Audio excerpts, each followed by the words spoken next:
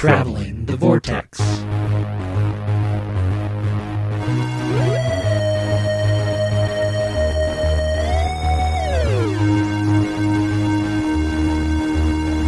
We've joined the Brigadier Gallister Gordon Lethbridge-Stewart as he answers questions in episode number 371. I'm Keith. I'm Sean. I'm Glenn. How are you guys? Pretty good. That's good. You guys have a good week? Yeah. I've been fighting a headache all week, and then they lied to us today. Yeah, headache all week. All week. Oh my god. Off and on all week. They lied to us today. They said it was going to get warm and beautiful and 53 or 54 degrees, and we went, let's take the kids to the park.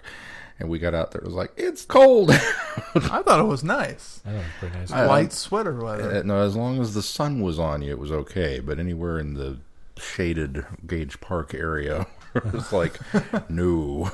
It was still like, hey, I can see my breath. Why are we doing that? But the kids were all stir crazy, so it was good to get out of the house for a bit. Yeah. I'll say we took Gemma out today without a blanket over her legs, which is the first time in a long time that we've done that. Do anything fun this week? Not really. We got back on track with our marble watch. Yeah, I got a inclement weather day. My first one with the States. And I could have gone to work. Pretty jealous. Yeah, it was nice. So we took because we went and saw Black Panther last weekend, we took advantage of the day and watched Thor Dark World that day. Did stuff around the house too, so you know. Yes, to keep rubbing it in. Just a little more salt in that wound. Yeah. Hey, I spent how many years with never an inclement weather day. So. Then I went and did this. Okay, yeah. It's all right. And then I went out because it wasn't really that bad out. It really wasn't. The roads were just wet. That was the irony of it, is they called all this stuff off and there was nothing wrong. In advance. Well, I will say, of course, when I leave for work, it was bad. It was pretty well frozen over. Even the highway was like, 20 miles an hour. But by the time, You get up at dark 30. Yeah. Glenn, did you do anything fun? Well, since none of us really did anything fun, we'll move on to news. Sounds good. What's in the news this week, Keith? Oh, a lot of stuff for Series 11. I know, it all broke the day after we recorded. Yeah. We got a little teaser video, which I consider more a logo reveal video than a teaser. This does give you no indication of the show. But we get a new logo. What do we think of the new logo? I like it. I do, too. I like it, too. It's very different. And that's what I like about it. I like that it's a little cleaner with the thin lines as opposed to kind of the blocky. Oh, yeah. The styling of it, this is going to sound kind of weird. Honestly, it reminds me a little bit of the 7th Doctor logo with the cursive Doctor up top. I don't know why, but just maybe it's because I don't see it. Yeah, maybe it's because the T is crossed or something. It's just it's got that kind of. Maybe because the H and the O have the line going through it. But compared to the fairly standardized Doctor Who logo that's on all the merchandise logo, you know what I mean? And then the not very cool 9th and 10th Doctor Who logo. This one is vastly different and still cool. So. And it's cool that the lines are from the TARDIS going through it based off the video. I also really like the little thumbnail logo of the Who with a circle in the middle of it. Mm-hmm. Did you see the over-exhaustive breakdown of the logo that said, well, if you turn it this way, we think later it could... that day there was articles about it. I didn't even click. If you rotate it 50 degrees and you look at it with one eye closed, it kind of looks like maybe they're doing a female symbol because the new Doctor says, like, you guys are putting way too much thought into this. I'm sorry, but I'd be really shocked if the logo designer later came back and said, yeah, that's exactly what we intended. Look at it sideways with one eye closed and you'll see it too. I'm kind of surprised there weren't more breakdowns of the shot of her on the mountain and the TARDIS in the background of, okay, what does this mean? I mean, she's still in an ugly outfit that I don't like, but, that's another conversation that we've already had. I've heard from reports of Galley that it looks a lot better in motion based off the cosplayers. Okay, good. Every little bit will help.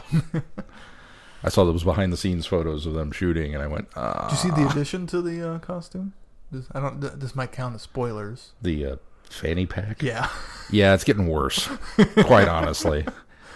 Now I think they're just trolling Sean. And probably are. Pretty much. And if which makes me enjoy it. If the Doctor gets dressed and then suddenly makes a comment about how women's clothes have no pockets, I will laugh, and I will laugh heartily, because that's a very unfortunate truth, and I think that women should rise up and burn down the clothing manufacturers and the designers' offices until they get pockets, because that's just... Do women's clothes not have pockets? They barely don't. Some a large don't- number some of them don't. And when they do have pockets, they're shallow. Or they're like the suit jacket fake pockets. Like there's a pocket there, but they didn't put it all the way through. It's like, why would you bother faking a pocket? That is one of those things that has always mystified me. But anyway, apparently women's clothing does not have a lot of pockets. So the doctor makes a joke about there not being pockets and then grabs a fanny pack. I will feel somewhat justified that there's a reason for it. Although from what I understand... Then I will be angry that she picked an impractical outfit with her ankle showing. Well, from what I understand from the breakdowns of, looking at the costume closely, there are pockets. Oh, well, then see, In there's both no the pants and the jacket. there's no excuse for a fanny pack then. It's stylish. No. Yeah. Fanny packs were not stylish in the 80s It's when stylish they with came this out. outfit, I think. No. They were not stylish in the 80s when they invented them. And you're talking to somebody who wore a fanny pack and I was going to thought say... he thought he was all that in a bag of chips. Let me tell you how wrong I was. I mean, this individual, not me personally. Yeah. Uh-huh. I think there's a picture on our website proving otherwise. There may be one or two. And I want to say one of them was just from a couple years ago. I'm not going to say they're not handy, but they're not stylish. Maybe it's bigger on the inside, too. Sure, that would make them handy, but that's not stylish.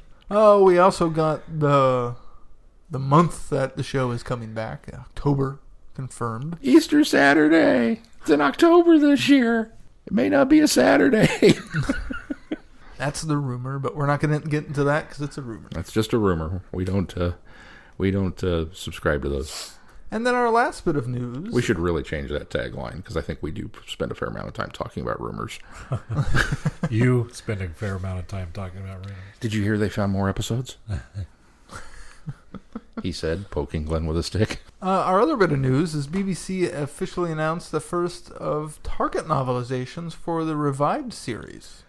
There had been rumors that they were What? coming. Really? Yeah. I missed that. So coming in the style of the Target books, even they're not getting hardback special versions or anything. These are just like the reissued paperback Targets that they've done. Rose, who's being novelized by Russell T Davies. Day of the Doctor, novelized by Stephen Moffat. The Christmas Invasion, novelized by Jenny T. Colgan. Twice Upon a Time by Paul Cornell. And what I think is a surprising twist, City of Death by James Goss. Really? So I guess it's the hardback and paperback versions of City of Death weren't enough. We're getting an official Target novelization version of City of Death now. I can only imagine Pirate Planet's on the way and Shada. Those seem like... I mean, don't get me wrong. I think it's the first of the... Yeah, for what I would consider a wave one, that is still kind of an odd selection of episodes to... I mean, like Rose makes sense. And Day of the Doctor makes sense. And to some extent, Christmas Invasion makes sense, because it's David Tennant's first story. And you need a David Tennant one that's not with Matt Smith for the David Tennant fangirls. Yeah... Maybe. The Twice Upon a But Time he's not in it, though. I mean, that's the... It's still his first story. It's still his first story, but he's really not in it but the last, 10 minutes. If that. The one that surprises me the most is Twice Upon a Time. And Twice Upon a Time is kind of an odd one. Although, I suppose, since it's the most recent episode, it's the freshest on people's minds. So to some extent, that kind of is logical. I don't know. Glenn, are you going to pick these up? Yeah, I might pick them up. I mean, they're kind of cool, and I'd like to see novelizations of them, read novelizations, and I'm excited for every single one of them that they're putting out. Oh, I'm not complaining. Don't get me. I mean, if they really wanted to excite me, they'd announce a complete. Hey, let's reprint these and make them available again, and I'd probably go back and start buying them all over again. Since you can't get a Target novelization of a Doctor Who episode for less than $60. I didn't key in on this, but somebody on Twitter had said that Rose's hair is wrong in the picture on Rose. Huh. Is it me or is that Auton wearing David Tennant's suit? Yeah. Doesn't it? Yeah, man. Yeah, I suppose so. Let me see. Her hair is definitely wrong, and that's definitely David Tennant's suit on the odds on. It's the blue one. The blue suit. The blue red one tie. doesn't have pinstripes, though, right? It's the. It does, but usually when it's far enough away, you can't tell the Oh, okay. pinstripes. So Because there's no pinstripes on this they're one. inverse normally. Oh, It's yeah. brown with blue pinstripes and blue with brown pinstripes. Right. Yeah, it's definitely the wrong shot of Rose. Oh, they look cool. Is there a price point on them? Not that I've seen. $60. I would imagine. Not so cool anymore. I would imagine they're going to be along the same line as the other ones that have come out more recently. About $8. Yeah, it may be less. I want to say $6.99 maybe. I want to say $6.99 sounds like the price point that. April 5th though, just after Easter, so you Coming can't soon. get them in your Easter basket. Well, you can. You'll just get your Easter basket late. That's true. Easter's in October. Well, there you go. See. Or it's just an April Fool's Day prank because that's when Easter's going to happen. I think I totally will need to buy the Day of the Doctor one. I wish we got the cover art for the last two. Yeah, you really don't. I wonder why. Probably not finalized. Yeah, that's probably what it boils down to. But you can't. All 5 of them are coming out April, or just the first 3? I think all 5. Huh. I don't see anything specifying one way or another. I think it's really cool that RTD and Moffat are novelizing their stories. Because the announcement from Doctor Who News was both former showrunners Russell T Davies and Stephen Moffat will be writing novelizations of their own episodes to be published by BBC Books under the Target imprint to be published on the 5th of April 2018. Well, Right. that tells me those two for sure are. And I'm assuming, I'm just presuming, since they have the cover art for Jenny's book, The Christmas Invasion, I presume that would be. But the very next line also mentions the novelization of a Douglas Adams story. Of that little. Well, but it's blurb. saying the series will also Yeah. see the first Target novelization of a Duck. It doesn't. I That's suppose separated by. there is that's a, why I wonder. if maybe maybe 5 it's- is too many to release all at once. Well, Maybe they'll do 2 a month. That's or what something. I wondered if it was a. Well, usually I think they release them in 3s, but Amazon UK has April 5th date for Twice Upon a Time also. okay, So they just haven't revealed the covers yet. all right. Something to take note. Titan Comics. And £6.99. That's fairly exciting. Yeah, I like it. I would definitely add those to my bookshelf. Oh, there's going to be an event at the Forbidden Planet Megastore in London, and those who buy all 5 of the novels will get a free poster for it. Ooh. Someone go buy me all 5 and get me my poster. have I told you my Target story? So we're living here in Topeka, and we're driving down 20. Book or the. We're driving store? down 21st Street, and I see the Oh. Target stores opening with the red dot and the circle on it. And I went, oh, I'll be able to get Doctor Who books. And I was so excited that they were opening a Target store. And then walked inside and was never so disappointed over anything in my entire life when I realized this was not a bookstore. They have books. They have books. They did not have Target Doctor Who books. I challenge you to find a book in that store now. Oh, have they them. do. Where? They're back by electronics. Back by movies. Oh, I guess they are back on that back wall now. Yeah. Okay. I forgot. I was just in there. Yeah. the other Well, day, they used to so be in a that's the different only reason I spot, know. but you're Yeah. right. Yeah. I forgot they pushed them back there. It's part of my flight plan. That's Cool. it for news. Let's move on to Facebook. Facebook. Feedback. This on Facebook. Well, we should give a shout out to Rachel for giving us a heads up about the October date Yes. on Facebook. She Yes. tagged us in a post that revealed that Yes, information. yes, she did. Thank you very So much, thanks, Rachel. So, of course, if you want to interact with us, we're on Facebook and Twitter, or you can send us feedback. Nice segue. Thank you. You Thanks can for covering me. We won't call attention to it, but that was quality. I almost forgot to mention Rachel, so I'm glad you mentioned Facebook. You can, of course, send us feedback because we don't have any this week for Sean to sing a song about. And let me tell you, I agonized and I wrote this beautiful song, and it's a Grammy Award winner, and I have to hold on to it. Whatever. Which part? All of it. Yeah, I didn't write a song this week. Well, if you send us feedback next week, Sean will sing one. It would have come out kind of like, that- Elf. It's my dad, and he wants me to sing.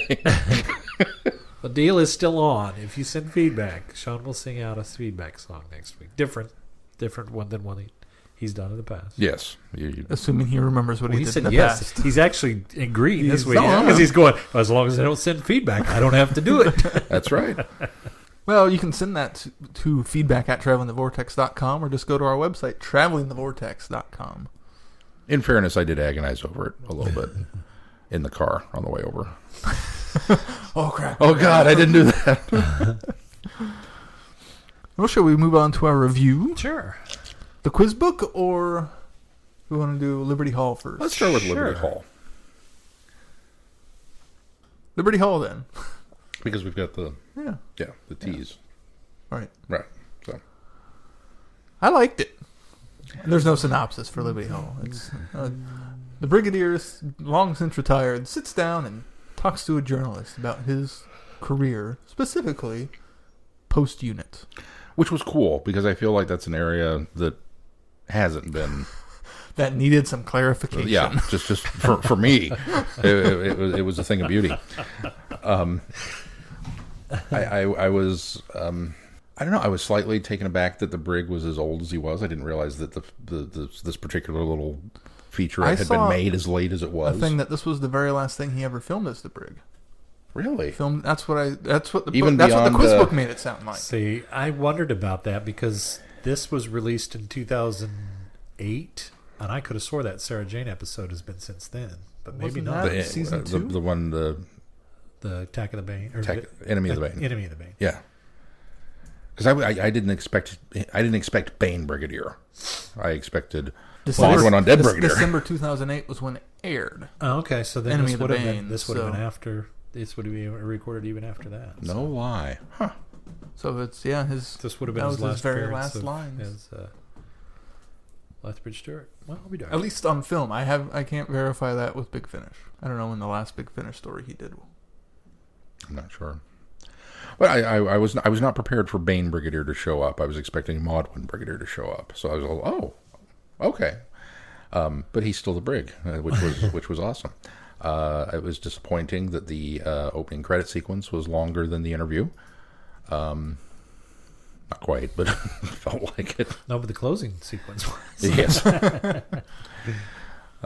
was like, just when this was getting good, for being a mock documentary about, here I'm going to talk about the Doctor, but I can't talk about the Doctor unless you've signed the Official Secrets Act, which I doubt you have. But I'm going to mention him a lot. But I'm sure going to talk about him a lot for having not. Well, he didn't necessarily He didn't name go into specifics. No, but- Specifics. Well, couldn't you have just said, I actually have signed it. Here, I brought my copy, and then gone, oh, okay, great, and given me 10 more minutes of the Brigadier. That would have been. That's the problem. Then it would have been like an hour-long documentary without any coverage video. A coverage video of the Doctor that you couldn't talk about. Because we saw him. I felt that the interviewer, the format was a little odd. It was like, so how did you become a maths teacher? Well, and he starts to tell that story. And then he gets kind of personal with his divorce. There's nothing wrong with that. Well, but that's not the brig. That seems he's a little more, you don't need to know that. If the guy had asked, maybe, then it would He's at the end of his life. He's ready to.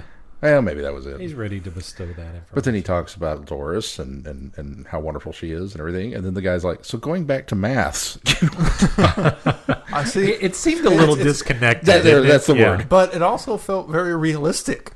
Yeah. It would fall down in the editing of the documentary. Sure. That they wouldn't try to put those next to each other. Although it instead of just doesn't seem presenting like, it as it was. I mean, it seems like, it was presented linearly. Oh, we were so- too busy hunting up. I mean, footage of obviously, the Doctor. it was written linearly as a story because it was a mock documentary. But I mean, you interviewed John Benton, right? No, not. I mixed John Levine. John Levine. You ask one question and then you got to get him back to the other question. Oh, and then I said, and thanks very much. Can I give you a hug? That was it.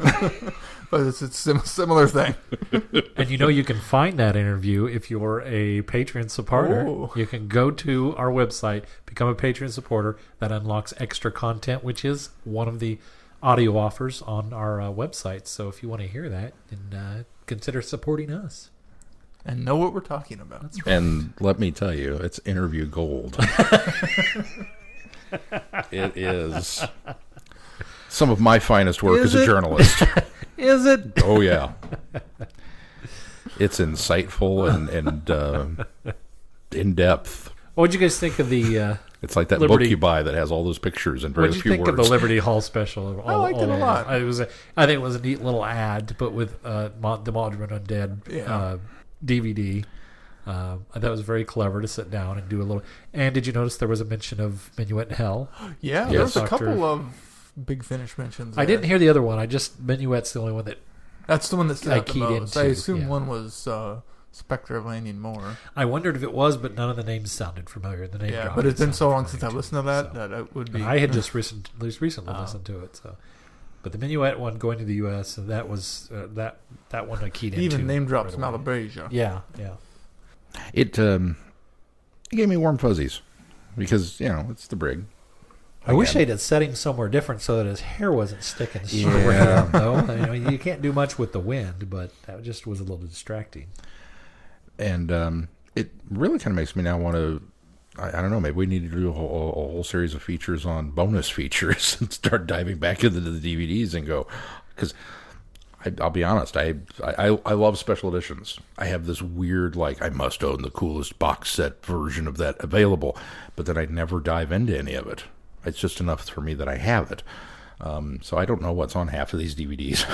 I'll often I dip really my toe don't. in once, and then the next time I watch it, I don't bother. With the exception of the Doctor Who the movie. I've watched everything on that one. I've devoured all of that. But, so now I'm kind of like, maybe there's something else out there we could go find. And Well, I have a DVD compendium, so it has all of you that information. do? Yeah. Well, That's because I got tired of putting the disc in to review and watching it and going, what else is on here? I didn't know this was on here. This is great. I didn't know this was here. Now, a lot of times what I'll do is I'll buy, especially with the Doctor Who DVDs, Dr. Duty. is when I first get them, I kind of delve in and watch a good chunk of the extra stuff because the episodes I've seen, for the most part. But I will jump in with the DVDs, specifically the Doctor Who stuff. I do what you're doing with movies. Sometimes I'll dip a toe in, or I'll have it just because I want it all. But with the Doctor Who ones, if I pick up a new DVD, the first thing I usually do is go look at the specials features of it and watch the different parts of it. Because again, I've already seen for the most part the episode. I want all the extra stuff that that's why I buy the DVDs for. So, and this one, I knew it existed. And was out there. Unfortunately, this is one of the ones not in my purview, so I actually found this online, and I've watched it a couple times and then rewatched it again today to review it. But it's a good one. This is on what's the writer's name? I forget her name. Karen Davies. That's it, Karen Davis. Davis. She has that posted on her blog. She has the clip. The full short on there. So that's where I've seen it a couple times. She wrote that was one of the writers for The Ties That Bind Us. Speaking of the Eighth Doctor movie, yeah. Yes. Yeah, she's Yes, she done was. some a few other things for to entertain, I believe. Yeah. So if you missed out on it, don't have a copy of Mawdryn, then you can find it online. And Glenn will include that link in the show notes. I will do so that because Yeah. she's got it there. I'm assuming she has the rights to it. so that you know what we're talking about. I wish it was longer. Yeah, that was really It was so much over. So I was really getting into the swing of it and really enjoying it, and then ended. In its context, though, I think if it had been any longer the way they did it without showing us clips or different things like that, I think it could have gotten old. But I think for what it is, I think it's the right length. Although If they had gone on any longer, I don't know if it would have worked as well for me. Although Nicholas Courtney has one of those voices that I enjoy just hearing. He's got a Could very you lovely imagine voice. just sitting in a pub and just listening to him tell stories? That would have been the height of cool. Actually, that would have made that little documentary better. It should have just been at the pub. Yeah. And instead of going back to the school, we should have just met at a pub. Been a bit more lively. No, I wish it was longer because it's Nicholas Courtney, but you're right. It's the perfect length that it needs to be because, well, this is really all the information we have about his post-unit days. So that's the material that we got. It's like if there was more material out there, we'd have gotten. It would have been interesting, were he still around now, to include some of the candy to jar do an update. My granddaughter does this, and just those little things would have been like, it's a cool little thing. No, I enjoyed it. I thought it was fun. It was. It's one I will probably revisit pretty often. All right. Shall we move on to the quiz book? Yes. Like the classic Doctor Who quiz books of the 1980s, the Lethbridge-Stewart quiz book features over 750 questions on the unit era of Doctor Who and beyond. For instance, in the television story The Time Monster, what was Tomet?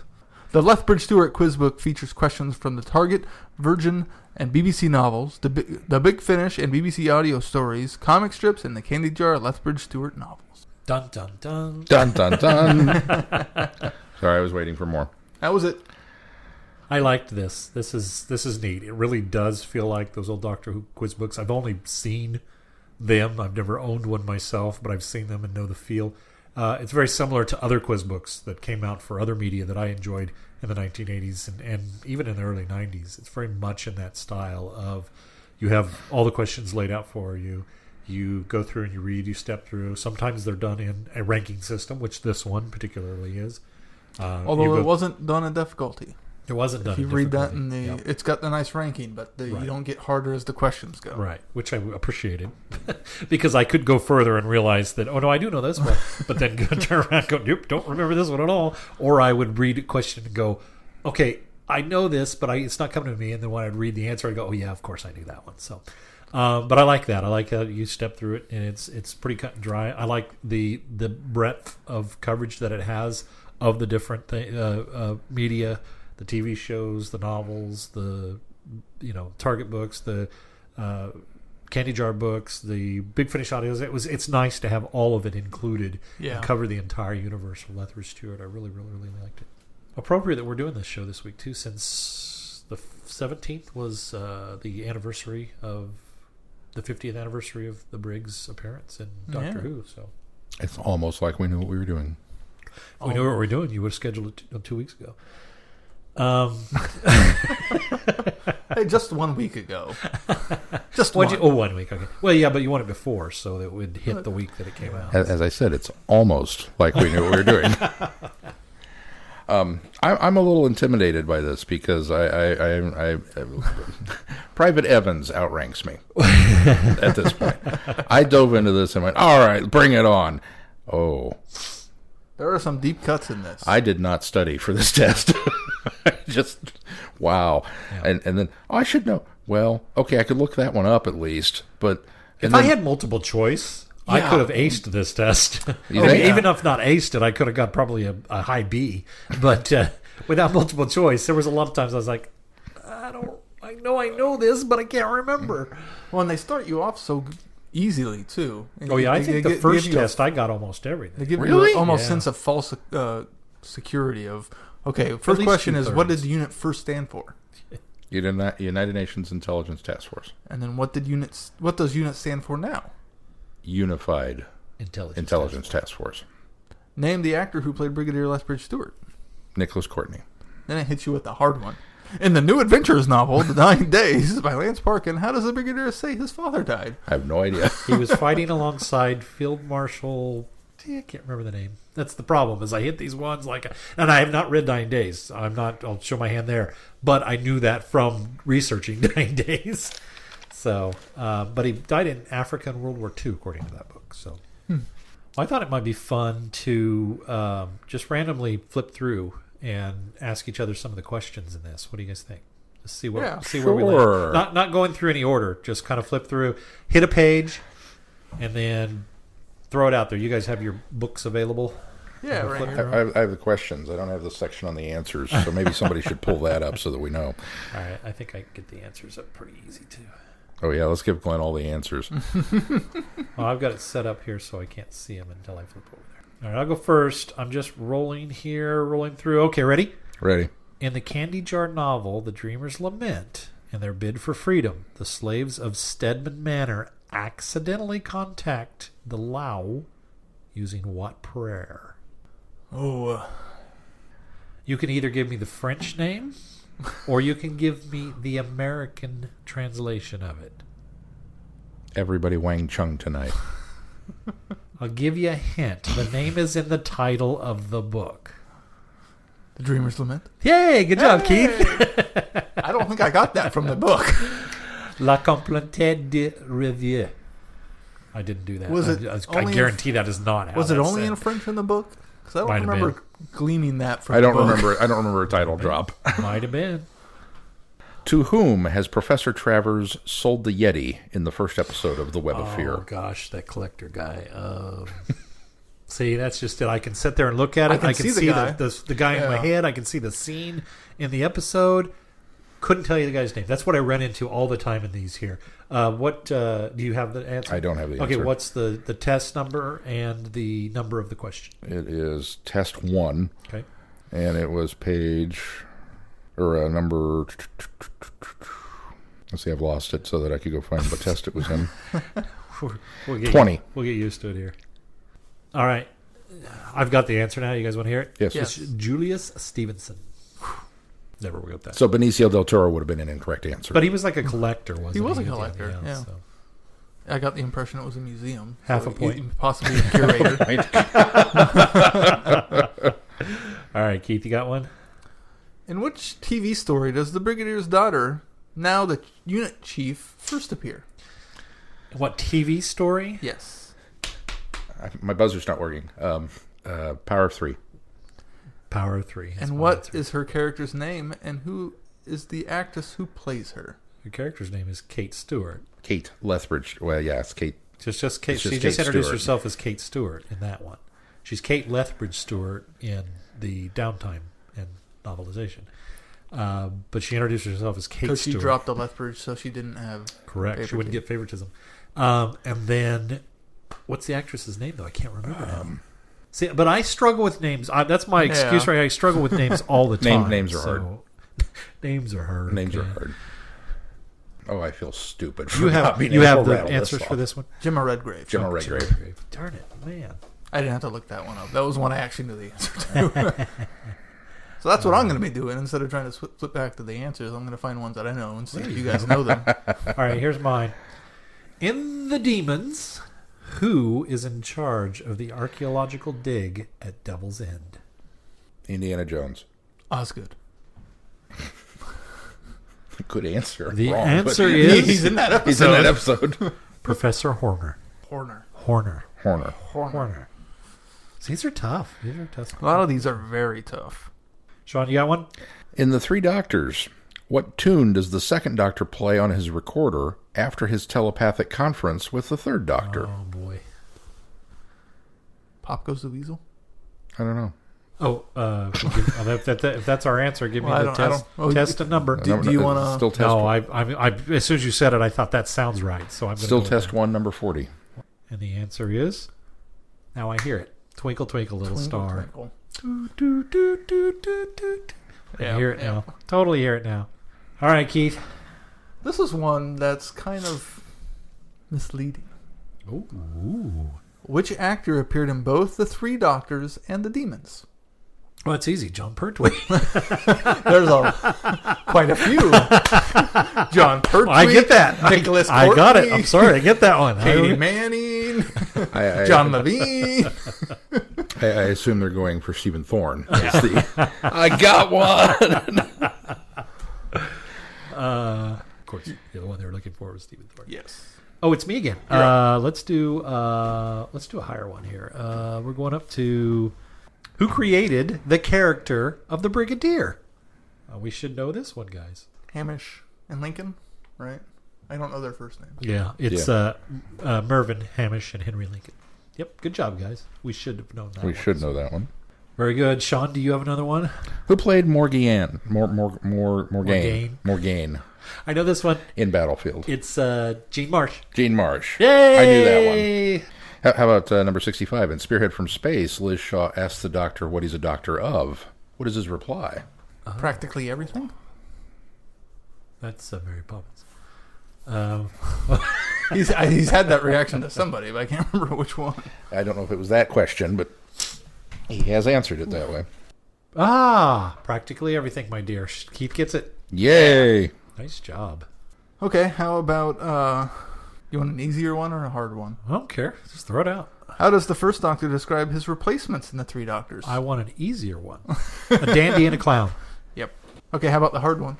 What is the Master's TARDIS disguised as when it lands at the circus in Terror of the Autons? Well, it's A horse trailer. Was it a horse trailer? I thought it was just a trailer. I think it was supposed to be a horse trailer. Look it up. It's quiz number 2, Quiz 2. question 44. Quiz 244. A horse box lorry. You get it, Sean. Good job. That's not a trailer. Well, I'm kidding. Pardon my Americanism. I think we both get it because I think it was basically a trailer. I think it's a lorry is a truck. Yeah. So, but it was a box horse truck. trailer Yeah. for a truck. So, I mean, it was. I think it's one unit, but I think we both get that one. Kudos, Sean. We'll take it. We'll take it. There are so many past Doctor novel questions. Let's do. How do Captain Yates and Sergeant Benton arrive in Devil's End and the Demons? Oh, come on, guys. You know this one. Land Rover. Oh, Helicopter. yes. Helicopter. The Brigadier's helicopter. Good job, Keith. Yeah. In the Candy Jar novel, The Grandfather Infestation, where does the RAF attack come from? Where does it come from? This is quiz 2, number 34. Didn't they come in submarines, or they came in? They came in by sea. Probably not the RAF attack. Oh, the Air Force. Oh, that's right. By air? I'll give you a hint. This It's in the was- title. yeah, by air. I was thinking of the unit crew that came in. They came in through sub, didn't they? Didn't the unit? No, they team rescued come the in through subs because it was the unit guys are on the rubber dinghies. They're by boat. Oh, that's right. Yeah. By air. I'll give you points for that. Sure. Specific for that? I assume it means what air base did they come from, which I don't remember the name of. That's why you'd have to look that up. Let me guess. You're in test 2 now. I'm in test 2, number 34. 34, and the answer is By air. more specifically. This says RAF Buchan, Buchan, BACHAN. 34, right? Mm-hmm. RAF Buchan is what it says. Okay. I assume What was the that's question again? where does the RAF attack come from? I just assume that's the name of the base that they. Okay. Flew out From the of. base. Okay. Well, then by air didn't work. All right, here's one. How many Doctor Who television stories did the Brigadier appear in? Oh my goodness. Okay, are we counting stories as complete serials, or are we counting individual episodes? Stories, not episodes. Okay, Well, boy, I'm gonna miss a bunch. 22. I've got the 2 that he's in the second Doctor. I got 2 there. Let's see. 1 in the 7th, 2 in the 5th, It's 2 in not the 22. 7th, 2 in the 4th. I've got 19.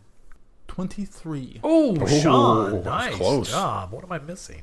Oh, I didn't count Zygons. See an android invasion, too? No, No, the it's Briggs Sullivan and I knew Benton. Unit was. Benton I couldn't is. remember if he was. I think he's only in 2 for the 4th Doctor. He's in Robot and he's in Zygon. Zygons. Yeah, I forgot Zygons. Now, I don't know if that counts Dimensions in Time.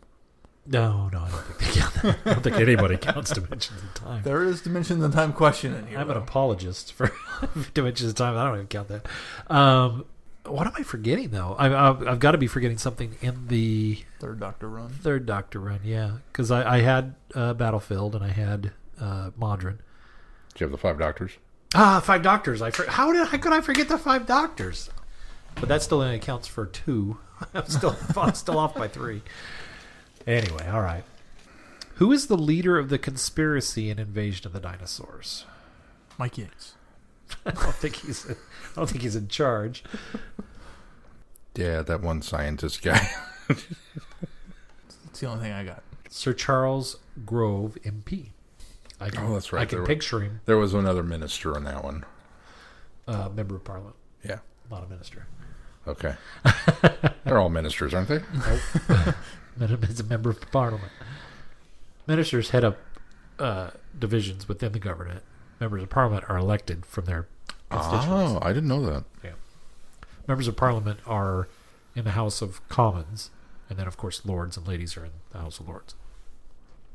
So ministers would be like secretaries.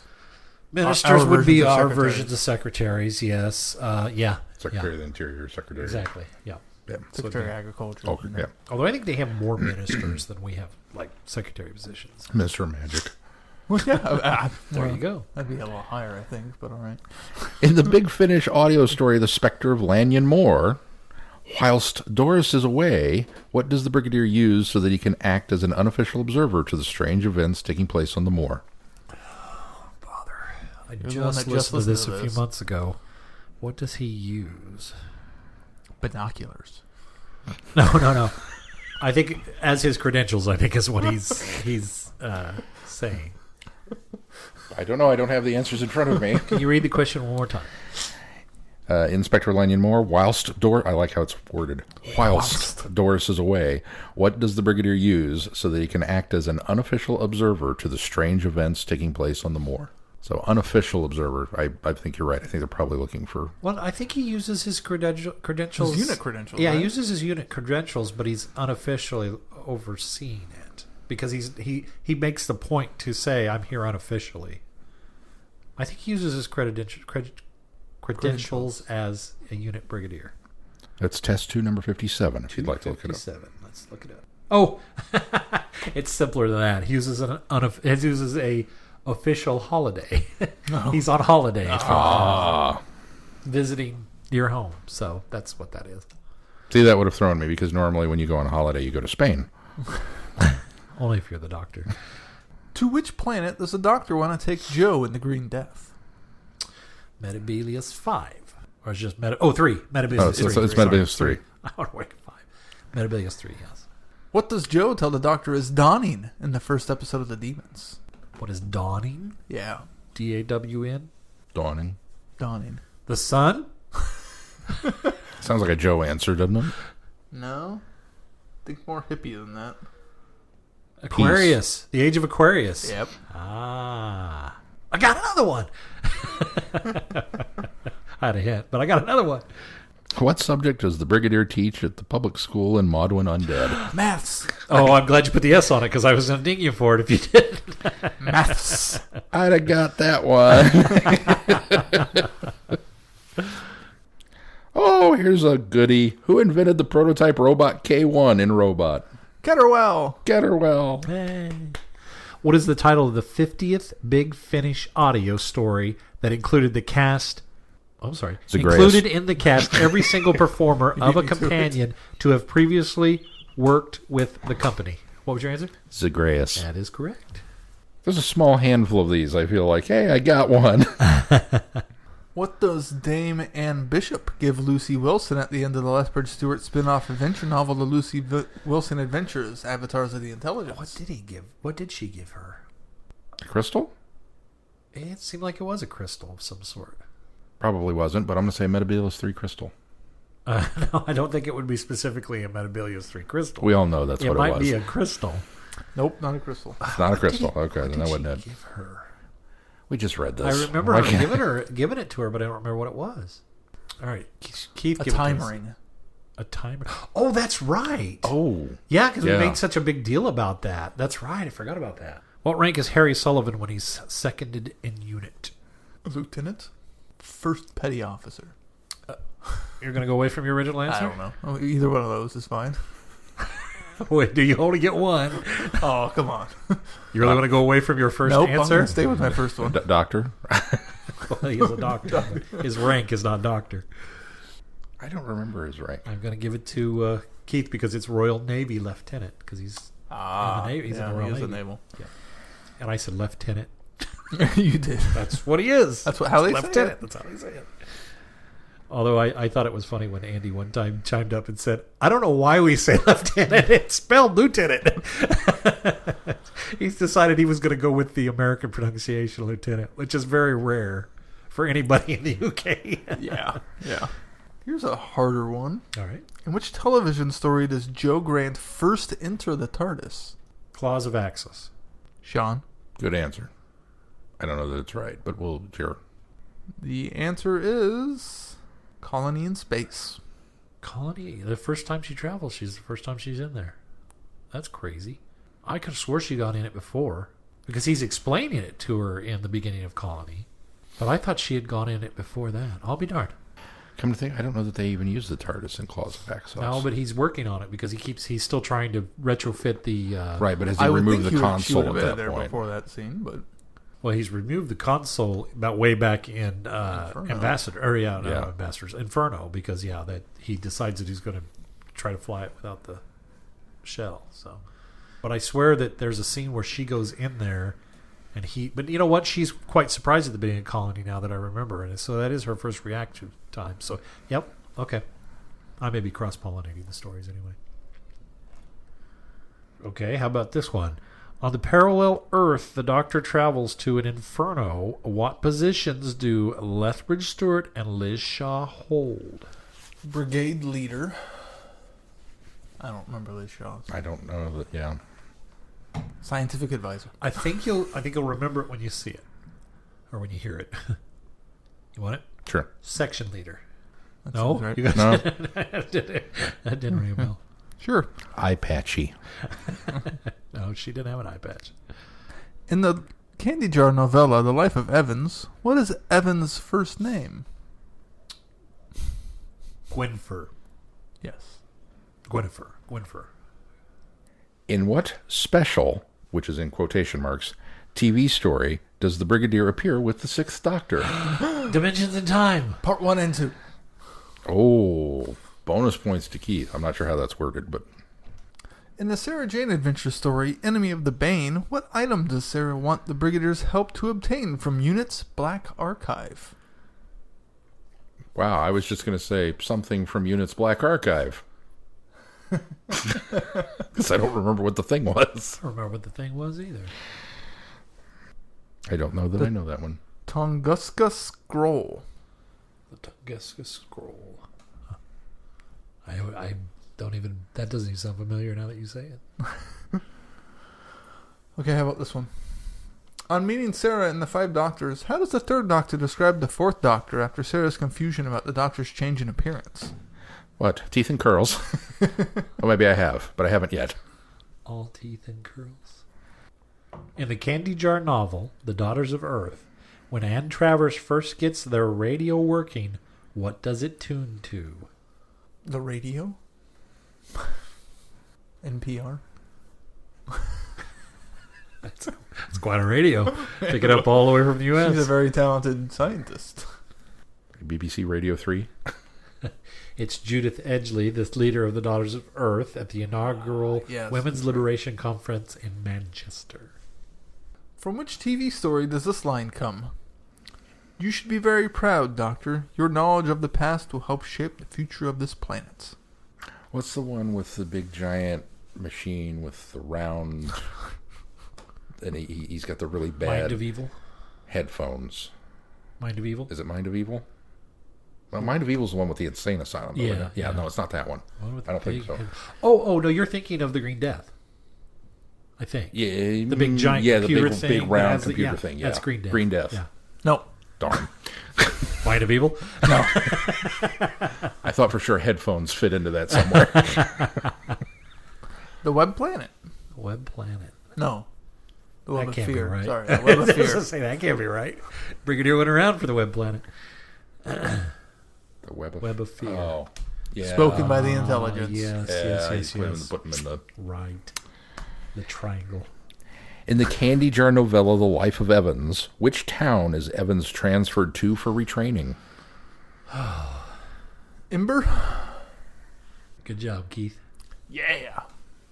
In which television story does a 1929 Humber 1650 open tourer motor car feature?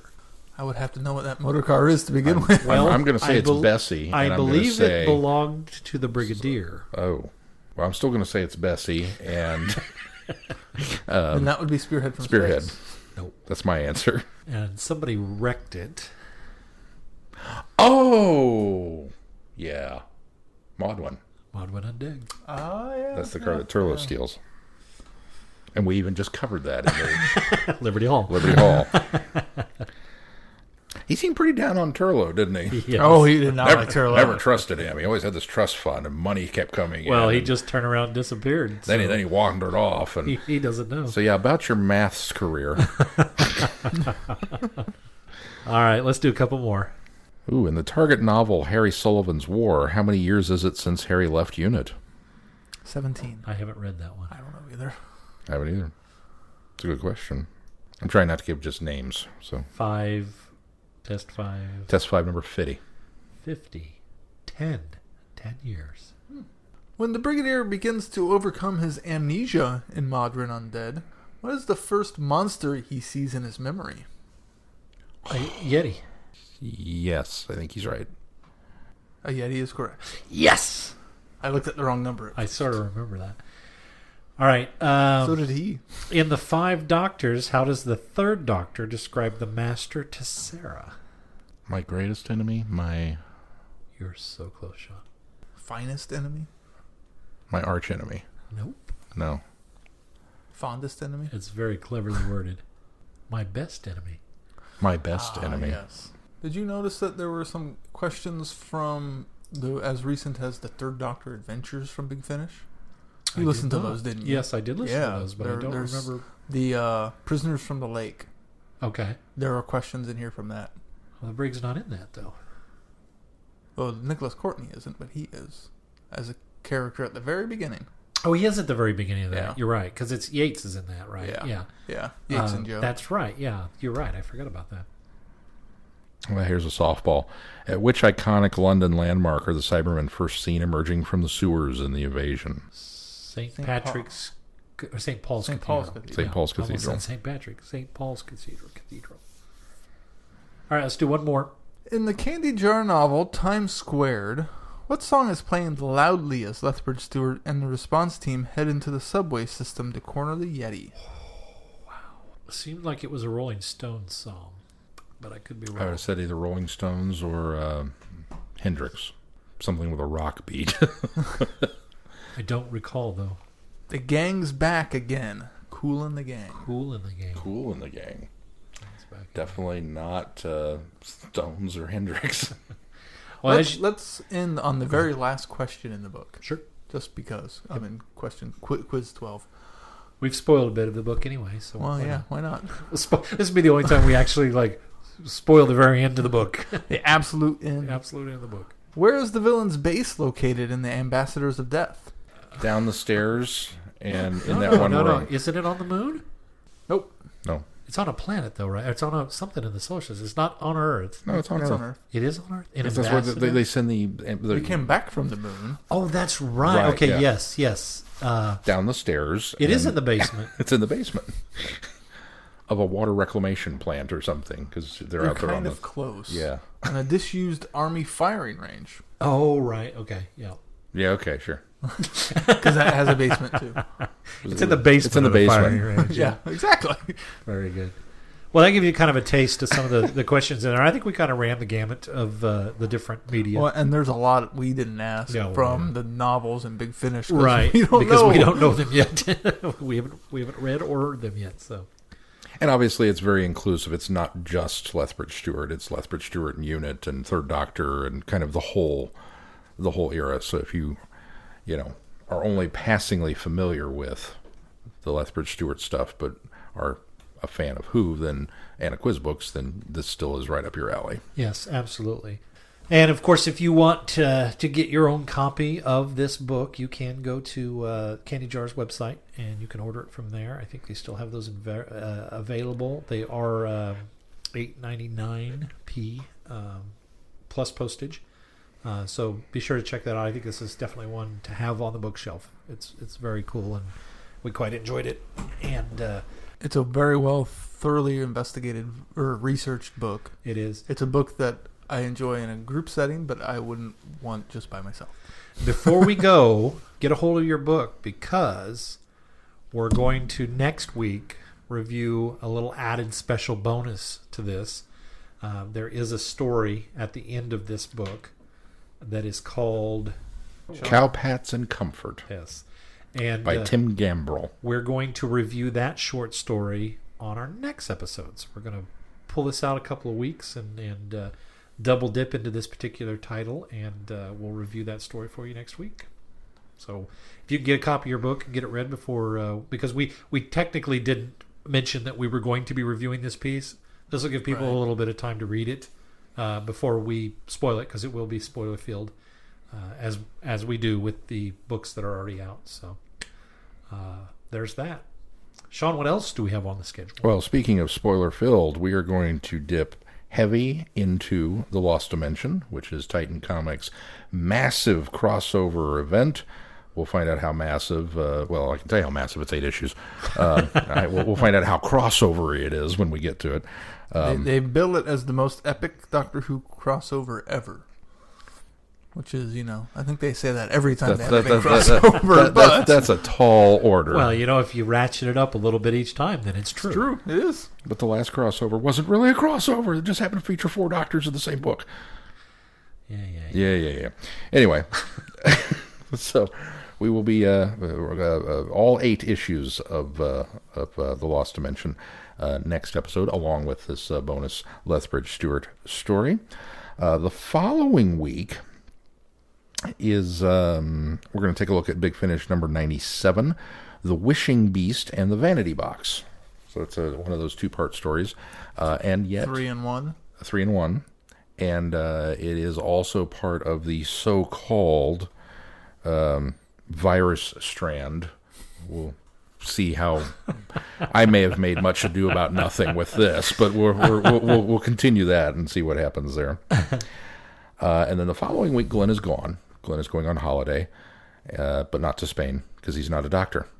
Right. And so Keith and I will be holding down the fort, and we have decided that we are going to do some Torchwood goodness, because Glenn's a curmudgeon and doesn't like Torchwood.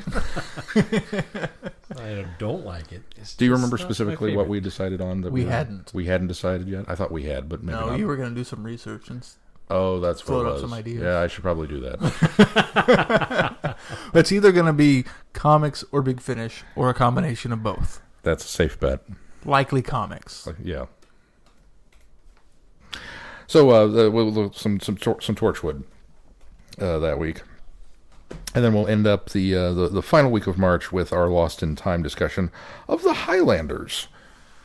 So that'll be a fun one. I'm looking forward to getting. Do any of that one exist? I don't think any of the Highlanders exist. None of the Highlanders exist. I think that one scene of at the end, the Jamie getting in the TARDIS. I think that's on a documentary somewhere. Does it? Okay. But only because they reshot it. Because originally he wasn't coming back for it, and they went back and reshot it. And I think they featured that on Blue Peter or something, probably. And I could be wrong, but I want to say that's the only piece of it. None of the actual episodes exist still, so at least that I'm aware of. Very good. But that takes us up through the end of March. Cool. Anything else we need to talk about this week before we close this show out? I don't think so. All right. That's going to do it for this week. Until next week, I'm Glenn. I'm Sean. And I'm Keith. Cheers. Good night, everybody. Be seeing you. Thanks for listening. You have been listening to Traveling the Vortex. Doctor Who and all of its associated programs are owned and trademarked by the BBC. No infringement is intended or implied.